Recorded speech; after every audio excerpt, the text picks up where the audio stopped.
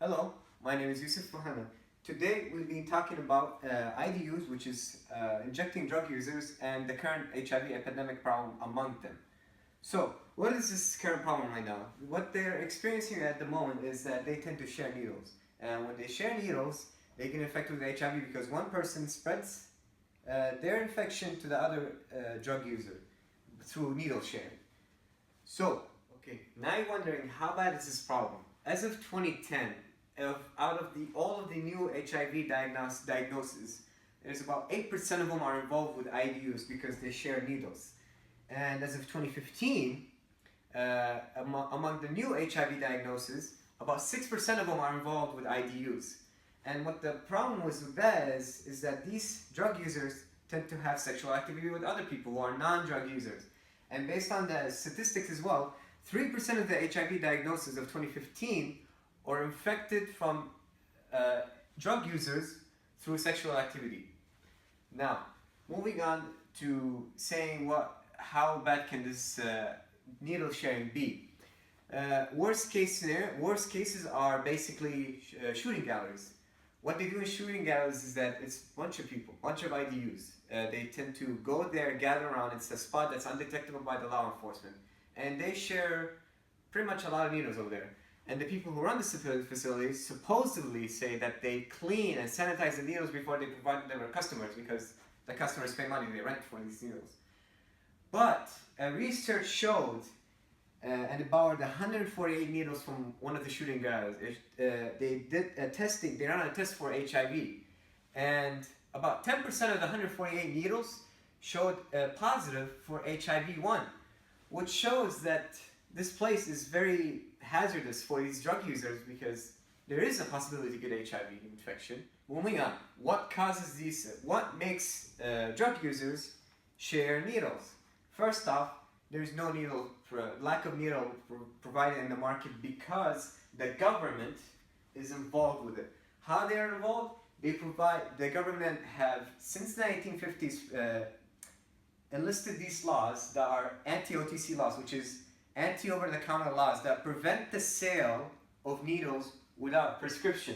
Also, the second thing is that law enforcement, police officers tend to treat drug users as criminals rather than people who are trying to seek help, who need help. So there's another thing, and that forces drug users to end up going to shooting galleries because they're forced to in order to avoid detection and arrest. What is the solution to this problem? The best solution at the moment is SEP, Syringe Exchange Program. There are facilities that provide free sterile syringe and needles for these drug users, as well as a safe disposal site for them, so they don't harm the public. Because if they don't dispose it properly, they'll be exposed to the public, and the public might get harmed from used needles. And basically, these have been proven to be effective based on a research that involved 340 high-risk injection participants who do share needles. So in their first interview, before they were involved in the SEP and during the research, these participants have said that they do share, they are involved in needle sharing activities. But after they went through the SEP program, and on the follow-up interview, 60% of them stopped sharing needles, which is good. That means that the SEP is actually helping in some way. Okay, now let's talk about the challenge to implement the SEP program.